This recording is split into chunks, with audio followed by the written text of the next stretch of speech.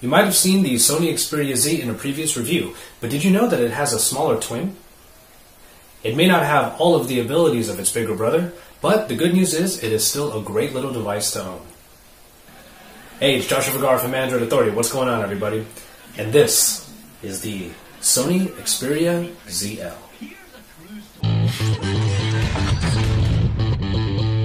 For the most part, the Xperia ZL is every bit the same phone as the Xperia Z, just a little smaller and missing a couple of the flagship phone's unique features. Design is the first thing you'll see with this phone. It isn't the completely glass-encased body of the Z, though the front is still in keeping with the rectangular shape with angular corners. The very same 5-inch display makes a return here, but the body around it has been shrunken down. And that's a very good thing. The front is completely black, with nothing but the Sony logo and the front-facing camera down on the lower right corner. But more on that in a bit. The button layout is different here, but retains that large, sturdy silver power button. It feels really nice and is a good centerpiece for both of Sony's flagship devices. The volume rockers are above the silver this time, but there is also the addition of a dedicated camera button. The sides are about the same as found on the Z, completely flat, making the grip on the sides just as easy. Coming around the back, the ZL does away with the glass and instead has a textured plastic. There is a little give if you really press down on the material, but it shouldn't really pose any problems. It looks nice and actually helps the feel of the phone. Glass phones sometimes slip about in the hand, but that is not an issue here. At the bottom is the only real eyesore in the form of a small flappy cover. It is important in that it houses the micro SIM and micro SD slots, and while I don't really think it's very particularly ugly, it is held by just one piece of elastic.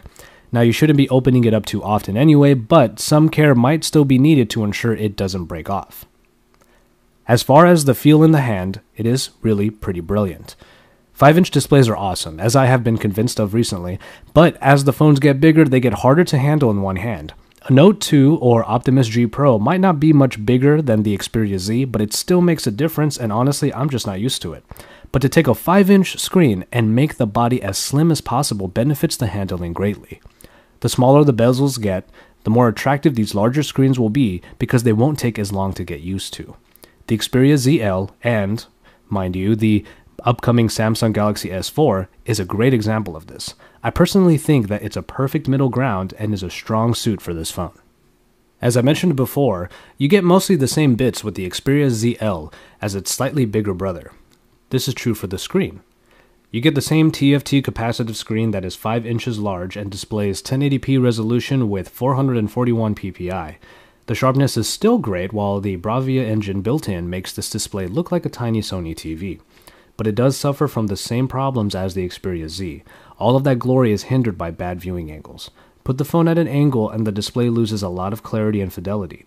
The best way to view this screen is dead on, and when you do so, I'll admit that it is still a great experience. Performance should be the same in the ZL as in the Z, and that is pretty much the story here. The Xperia ZL packs the same 1.5 GHz Snapdragon S4 Pro processor backed by the Adreno 320 GPU and 2 GB of RAM. As far as benchmarks go, the scores are quite literally the same, with the ZL also scoring just over 20,000 in Antutu benchmark like the Z did. The performance is great as a result, even if this processor package is getting on a little bit. However, the Xperia Z and ZL are great examples of how the S4 Pro is still a great performance option and should still stand the test of time. As was the case with the Xperia Z, there are a few different versions available that are capable of LTE and then some that are only for HSDPA networks. Take care when ordering in your region so that you don't get a version that won't work on your network.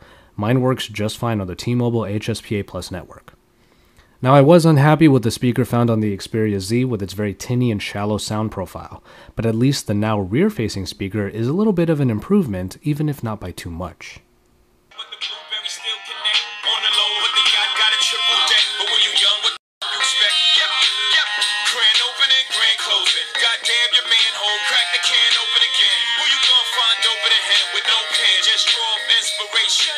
Battery life does have a small difference in the ZL, in that it has a 2370 mAh unit inside, 40 mAh over that found in the Xperia Z.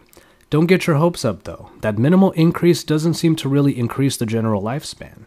Looping a video gave Me the same 5.5 hours, and if the reports on the Xperia Z are any indication, this phone will have a good amount of talk time otherwise and a lot of standby time. So it is still the same kind of mixed bag that the battery in the Z was.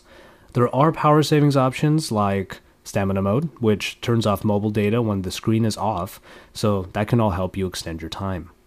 The Xperia UI is a melting pot of design elements and functionality, but I think it works very well. Sony included the slightly outdated Jelly Bean 4.1.2, but opted for design elements that look a lot like Ice Cream Sandwich.